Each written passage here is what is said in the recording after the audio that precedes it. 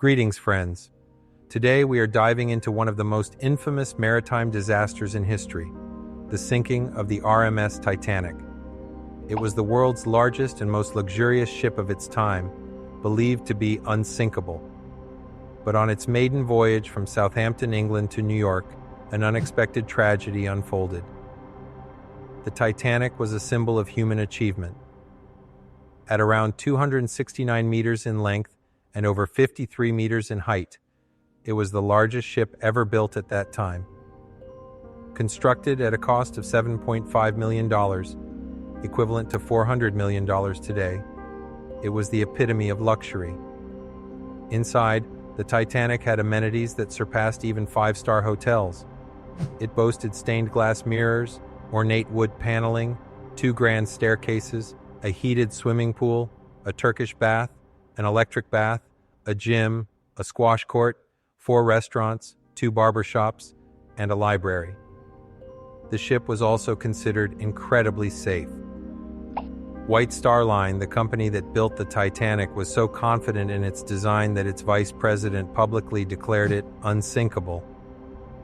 On April 10, 1912, the Titanic set sail with passengers from all walks of life. Renowned industrialists, actors, and immigrants seeking a better life in America. Commanded by the experienced Captain Edward John Smith, excitement was high among passengers, the public, and the media. But just 2 days into its voyage, on April 12, 1912, the first ice warnings were received.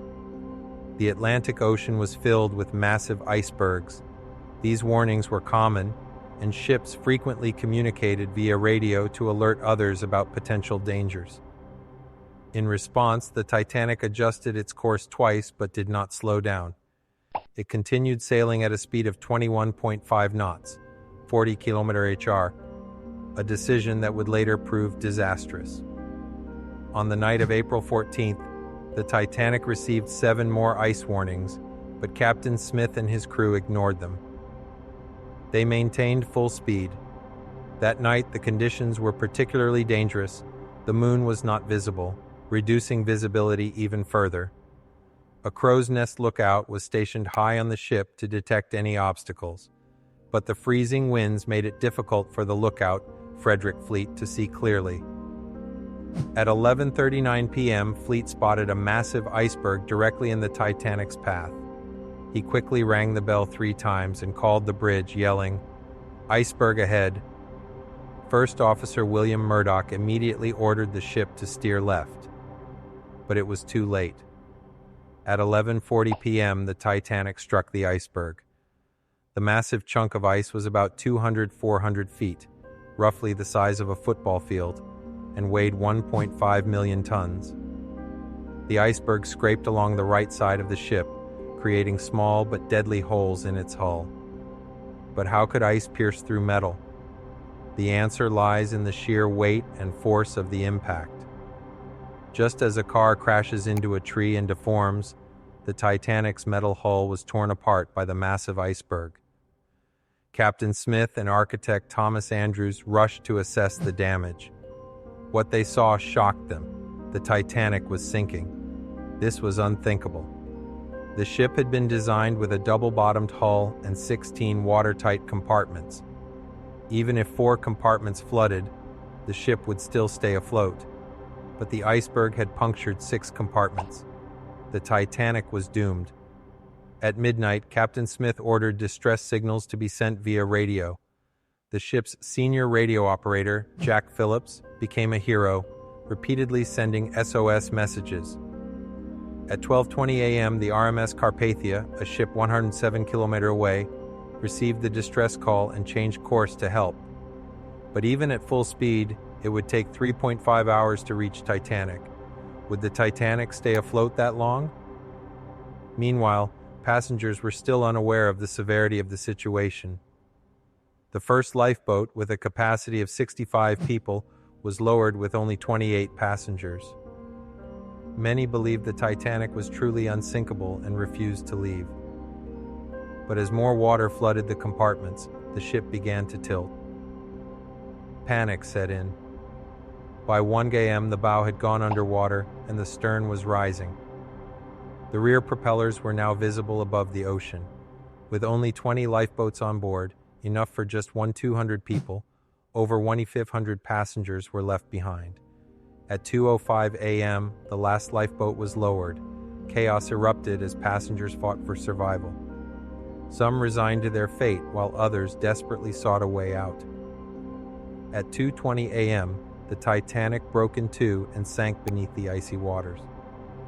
Many passengers drowned, while those who survived the sinking died from hypothermia in the freezing 2-degree C ocean. Captain Smith was last seen at the wheel of the ship. Some believe he went down with the ship, while others claim he took his own life. At 3:30 a.m., the RMS Carpathia arrived, but it was too late. The once majestic Titanic had vanished beneath the waves, leaving behind only floating debris and lifeless bodies. Investigations later revealed shocking facts.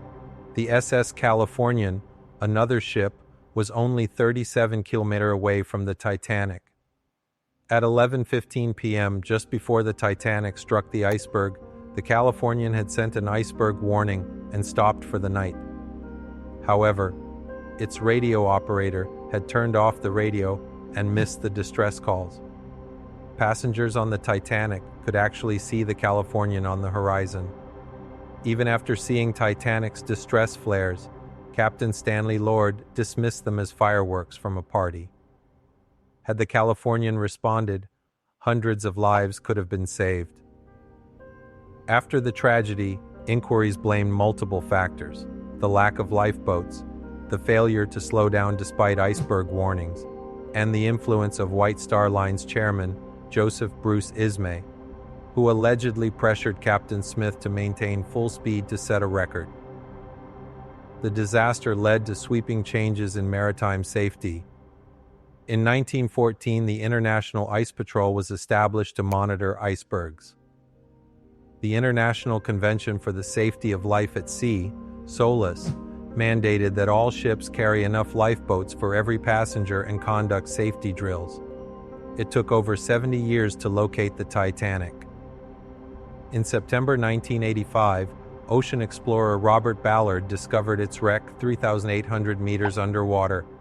Today, the wreck is deteriorating due to bacteria, and experts predict it will completely disintegrate by 2030.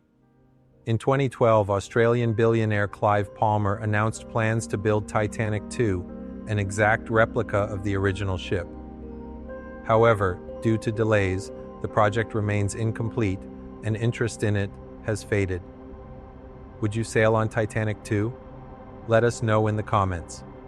If you enjoyed this video, be sure to check out our video on the Bermuda Triangle. Thanks for watching, and don't forget to like, share, and subscribe for more fascinating stories.